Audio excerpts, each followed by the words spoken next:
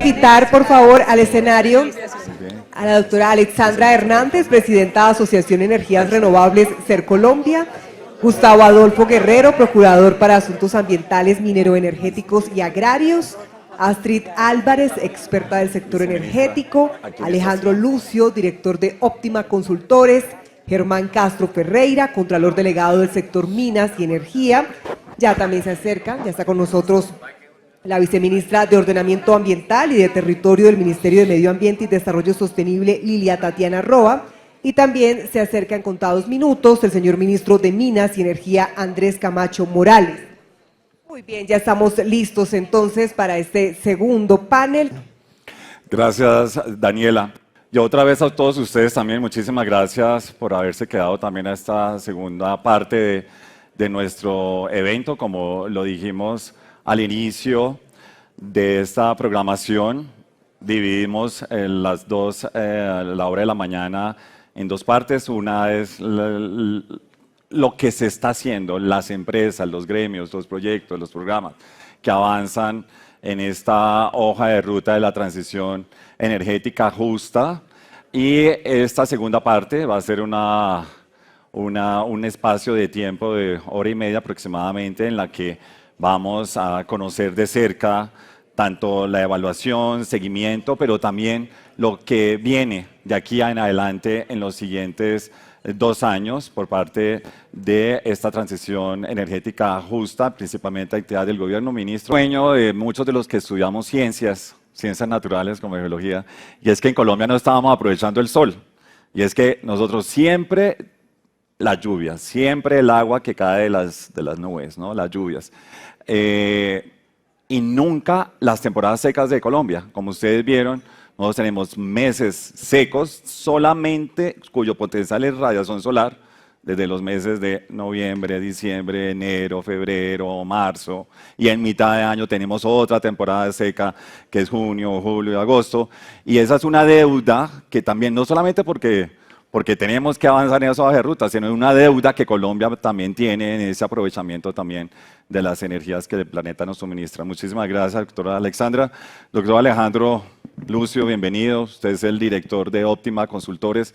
Pasó también por este gremio, pero también venía atrás del sector financiero y conociendo muy de cerca el sector energético. Bienvenido, muchísimas gracias. ¿Cuál es el diagnóstico que usted hace también en esta hoja de ruta? Vale, Ricardo, pues muchas gracias, muy buenos días. Muchas gracias a ti, al espectador, por la invitación, señor ministro, señora viceministra, Germán, procurador, todos, Astrid, Alexandra, un saludo. Bueno, un poco la invitación que nos hacían era, en la invitación al panel, era revisar qué hemos hecho bien, qué hay que hacer, qué hay que mover. Y tú decías, Alexandra, hace poco que la Asociación de Renovables, por ejemplo, es una iniciativa relativamente joven, tiene 8 años. Y la razón de ser de la asociación en su momento era ¿cómo hacemos para que en el Estado colombiano tengamos suficientes lineamientos de política pública para que las renovables puedan entrar en la matriz eléctrica colombiana? Ese fue en el 2016, con una única señal que había de verdad de política pública asociada a las renovables, que era la ley 1715 del 2014, iniciativa parlamentaria del senador Name en su momento, que no se había reglamentado. Al 2016 no se había hecho nada. Por ahí unos certificados que estaba emitiendo la UPME y la ANLA y no se había hecho nada. Entonces, el afán era reglamentar la ley 1715 y buscar señales de política pública. Eso, digamos que del 2016 a hoy, con todos los gobiernos que han pasado por ahí, yo lo que le pediría a este gobierno y a los gobiernos que vienen es no más política pública. O sea, ya lo que tenemos es una sobredosis de lineamientos de política pública asociada a la transición energética por un lado y a las renovables por otro lado, en un mundo en el que ya en este momento no necesitamos más señales de política pública. Tenemos la hoja de ruta de la transición energética, la hoja de ruta para la geotermia, la hoja de ruta del eólico offshore, la hoja de ruta del hidrógeno, la hoja de ruta de la transición energética justa. Tenemos una sobredosis de señales que al final se quedan en señales ya es demasiada política y que no se concretan hacia abajo, hacia el marco regulatorio, a que los proyectos se lleven a cabo, a que la cosa en efecto pase. Y otra cosa que quiero decir que es muy importante, y es una cosa que no solamente pasa en Colombia. Camilo hablaba en el panel de esta mañana de lo que pudimos ver en el Congreso Mundial de Energía, y es que esta confusión de la concepción de qué es la transición energética la tiene todo el mundo. Nosotros en Colombia nos hemos enfocado en la matriz eléctrica como la solución a los temas asociados a la transición energética y resulta que la matriz eléctrica no es el tema.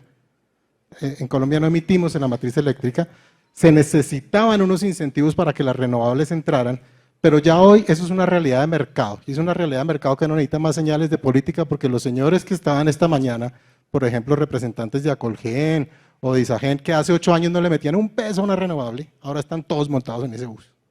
Por una sencilla razón, es que no hay un peso en el mercado de capitales del mundo para nada que no sea renovable. Entonces ya no necesitamos señales de política. Entonces, si hay una subasta de cargo por confiabilidad en energía eléctrica, todos los proyectos son solares. Eso no hay que aplaudírselo a nadie, eso no es de este gobierno, ni del gobierno pasado, ni del gobierno anterior. Eso es una realidad de mercado. Porque lo que se está desarrollando en Colombia son proyectos solares porque no hay cómo desarrollar ni hay plata para nada más. Sí. En una realidad que esa ya es así, entonces no necesitamos más política. Necesitamos más cerrar asuntos, revisar asuntos regulatorios, porque nuestro marco regulatorio fue un marco diseñado en el 2006 o desde el 94, pero en temas de expansión diseñado en el 2006 para una realidad de una matriz hidrotérmica.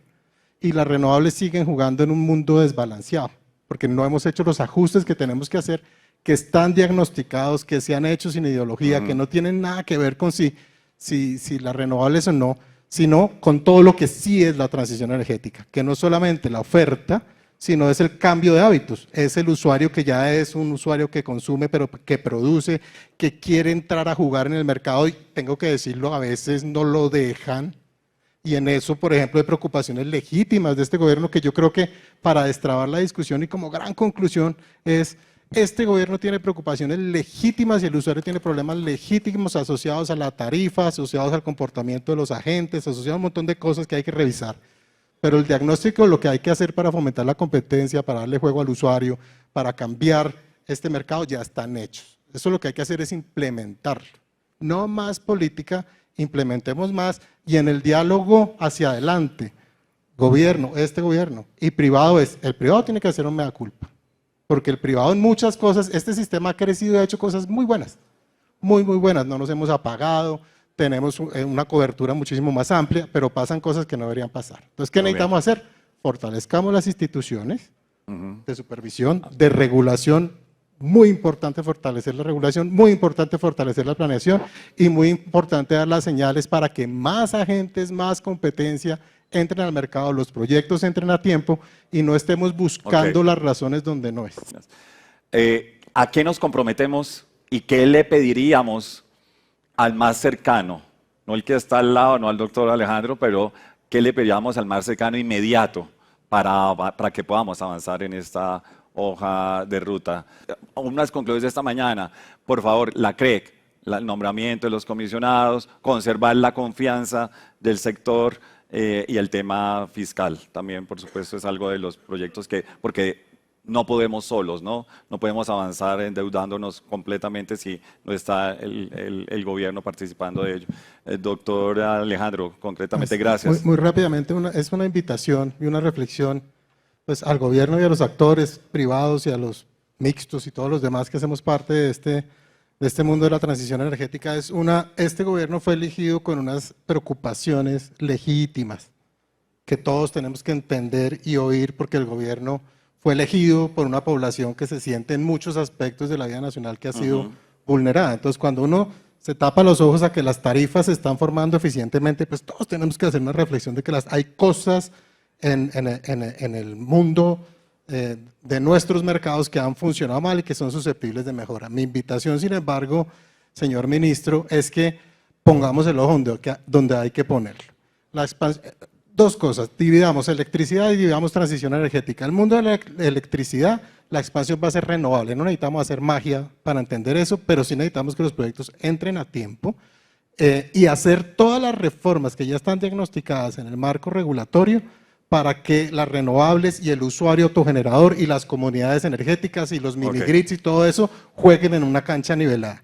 Pero eso además requiere de un fortalecimiento institucional, no un debilitamiento.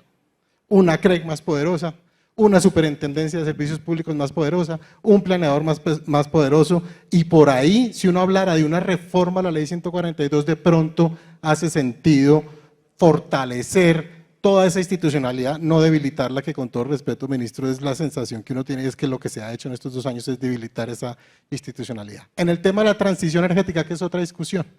Otra cosa, expansión, generación renovable, volvimos al pasado en una cosa, la discusión ya no es ambiental, ya no es la renovable, solar, eólica, no, la discusión volvió a ser una cosa de hace 30 años cuando se hizo la ley, confiabilidad, seguridad energética, ojo con eso. Por unas cosas estamos sacrificando otras y nos vamos a pagar. Es posible. Y eso no es culpa de este gobierno, es culpa de la evolución. Último, transición energética, que no es cambiar la matriz eléctrica. ¿Cuál es el objetivo? El objetivo de la transición energética es cumplir las metas de reducción de emisiones del país al 2030, al 2050. Ok, si ese es el objetivo, enfoquémonos ahí. Okay. Enfoquémonos ahí, no es cambiar la matriz eléctrica. Sí. No es generar con paneles solares, es deforestación. Es gestión de la demanda, es cómo vamos a fondear el cambio tecnológico, la eficiencia energética. Si nosotros ponemos el ojo ahí, podemos lograr las metas, pero si seguimos pensando que la transición energética es cambiar plantas térmicas por plantas solares, pues no vamos a hacer nada. Muy bien, doctor Lucio, muchas gracias, un aplauso.